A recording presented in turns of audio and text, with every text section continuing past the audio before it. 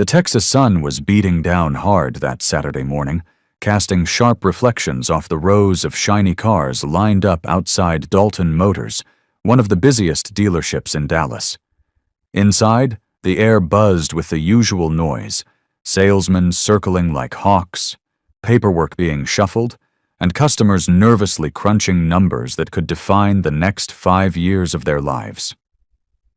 Among them stood Laura Bennett, a single mother in her early 30s, clutching her worn leather purse tightly against her side. She had spent months saving every spare dollar from her 2 jobs, dreaming of buying a safe, reliable SUV for her 2 kids. To her, this wasn't just about owning a vehicle. It was about security, dignity, and finally having a piece of stability in her unpredictable life. Laura's face lit up when she spotted the car she had been eyeing online, a used but well-kept silver SUV.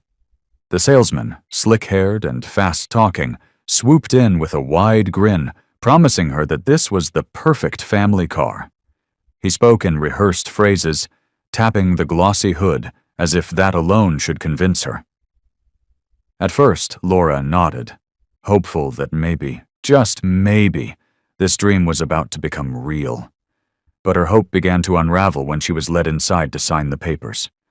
Sitting at a polished desk, she skimmed through the contract, her brow furrowing with every page. There it was, line after line of fees she had never agreed to. Window etching, paint protection, a mysterious administrative surcharge. Together they added thousands to the final price. Her voice trembled as she asked about them. The salesman leaned back casually, brushing off her concerns. "Don't worry about the fine print," he said smoothly. "Everyone signs these." It's standard. Laura's stomach dropped. She wasn't stupid, and she wasn't about to be bullied. But with her children waiting at her neighbor's house and her savings on the line, she felt cornered. Her dream of driving home in that SUV was slipping through her fingers, replaced by the fear of being taken advantage of. What she didn't know was that someone had been watching her the entire time. A man dressed in a simple ball cap, faded jeans, and a plain t-shirt leaned against a pillar near the reception desk. He looked like another customer, maybe a blue-collar worker passing through. But his sharp eyes missed nothing. His name was Ethan Cole, and while nobody in that room realized it, Ethan wasn't just another customer. He was the millionaire CEO of the entire dealership chain, walking in undercover to see how his people treated everyday Americans. And right then, as he saw the panic and frustration flicker across Laura's face, he knew he had walked into the dealership at exactly the right moment. Before we dive in, please take a moment to like this video and don't forget to comment where are you watching from. We'd love to know that.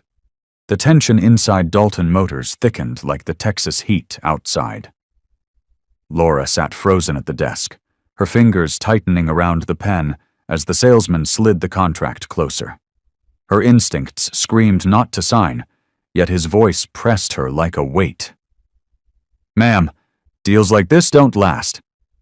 You walk out that door, someone else is driving that SUV home." His grin was too slick, too practiced, the kind of smile that didn't mean trust. It meant trouble.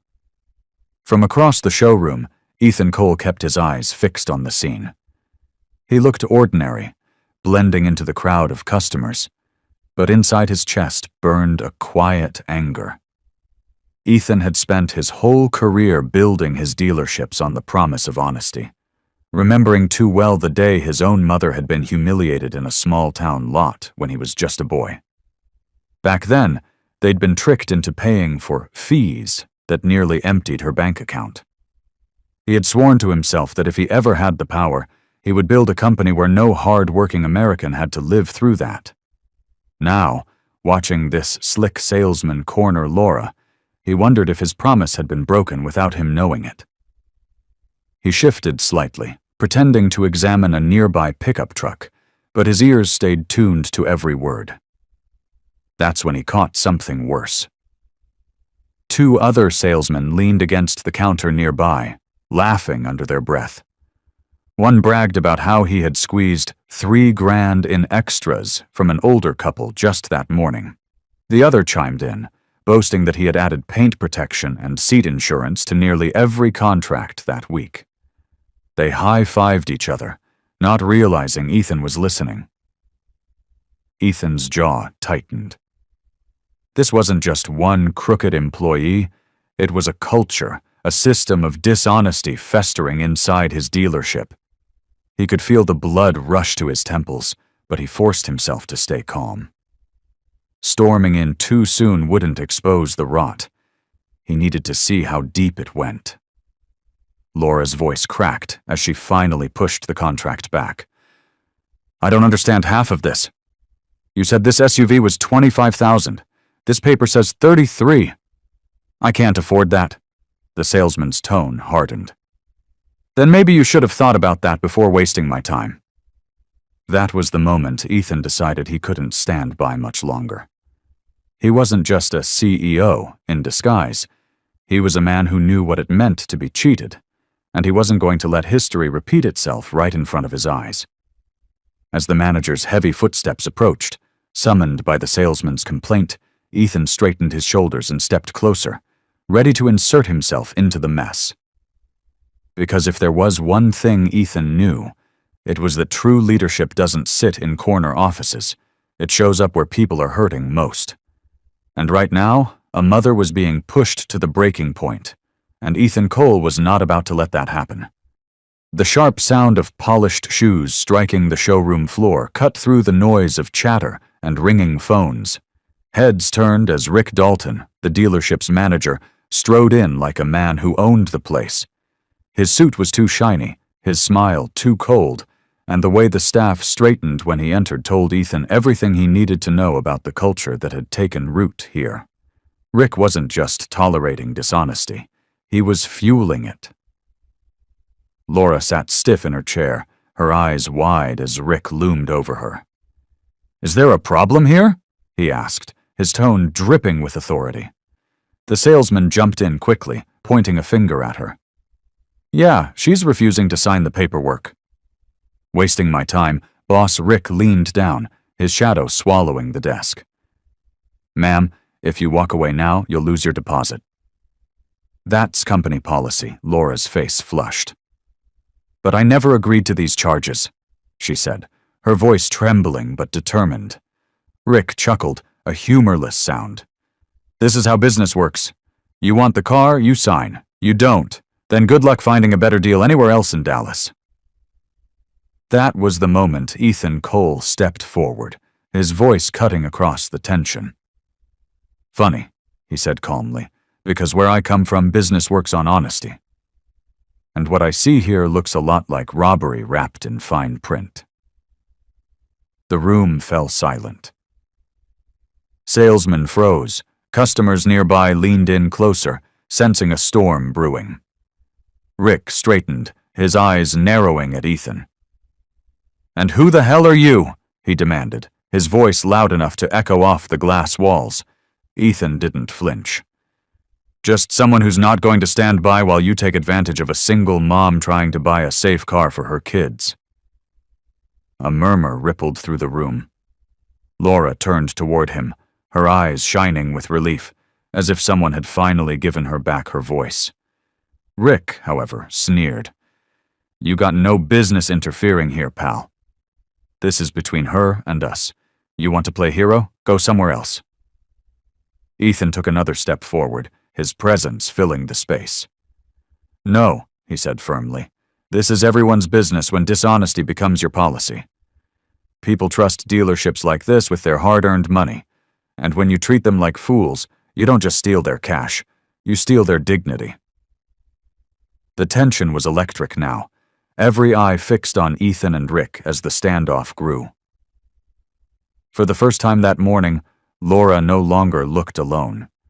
She looked like someone who had an ally, a man willing to stand toe-to-toe with the very system trying to crush her. Rick smirked, his arrogance intact. "You talk big for someone who doesn't know how this place runs, but let me tell you something. If you think you can walk in here and lecture me about business, You're dead wrong."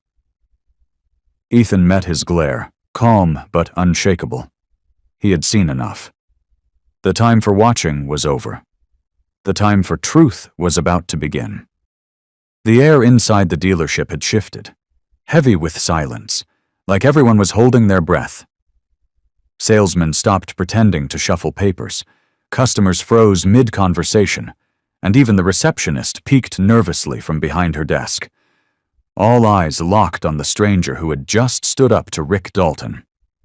Rick's smirk widened, convinced this was his stage to crush yet another voice of resistance.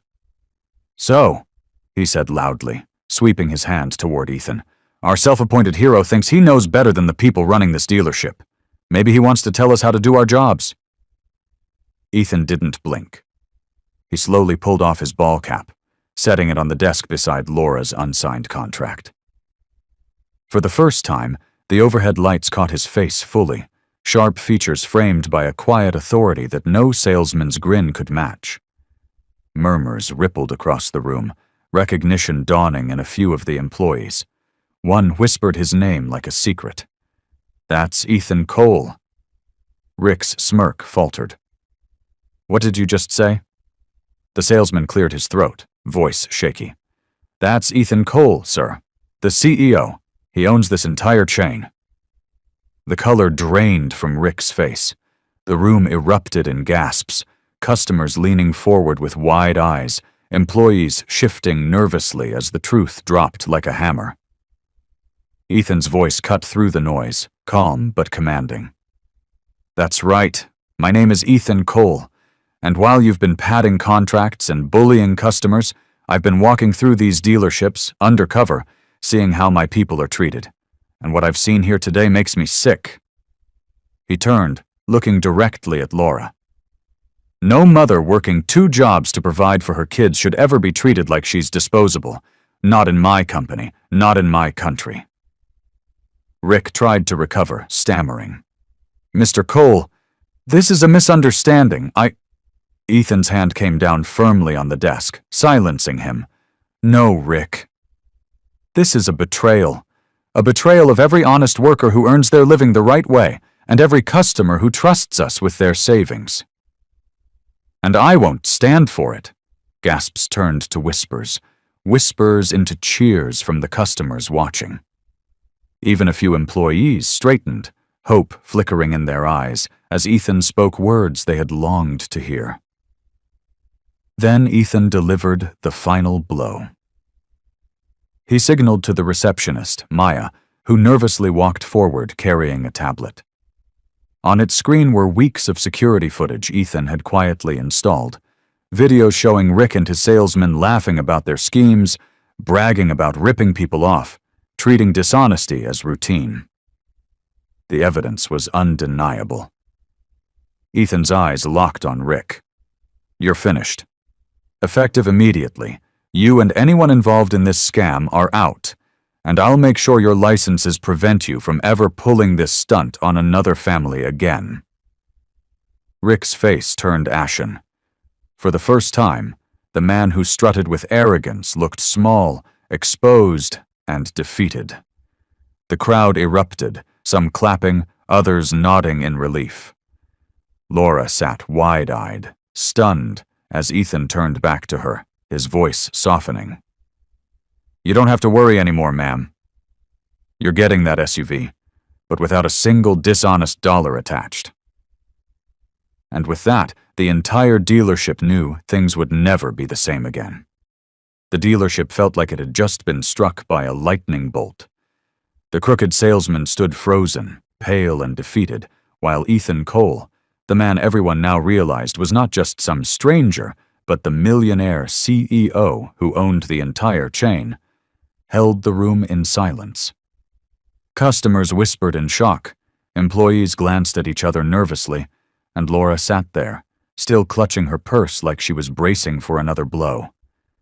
But instead, something unexpected happened. Ethan turned to Laura with a gentleness that completely contrasted the commanding authority he had just shown. "Ma'am," he said, lowering his voice so it felt like he was speaking only to her, even though the entire dealership listened. I built this company with the idea that families should feel safe and respected here.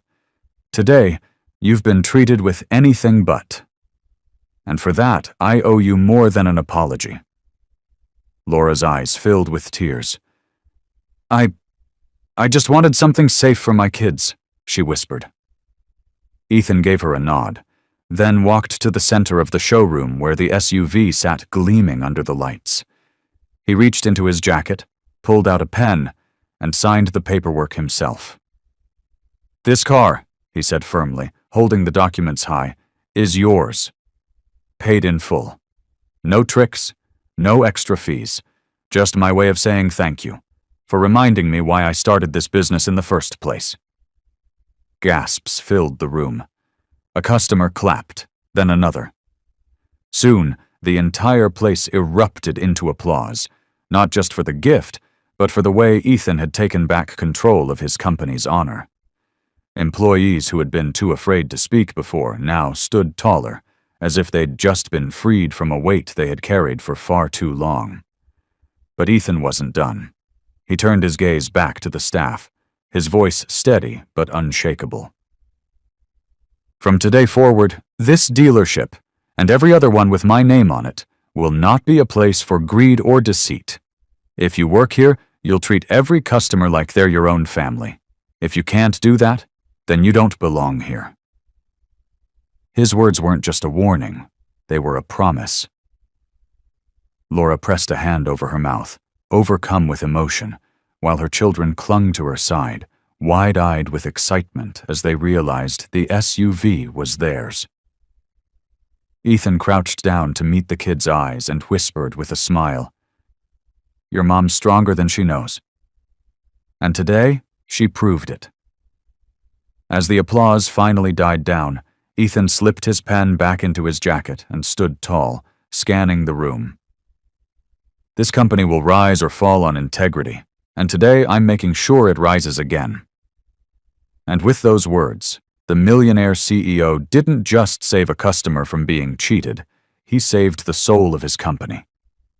And so, in one powerful moment, Ethan reminded everyone that real success is never about money or power, but about honor, integrity, and the courage to stand up for what's right. If this story touched your heart, make sure to subscribe and hit that notification bell because we have more inspiring stories like this coming your way, and you won't want to miss a single one.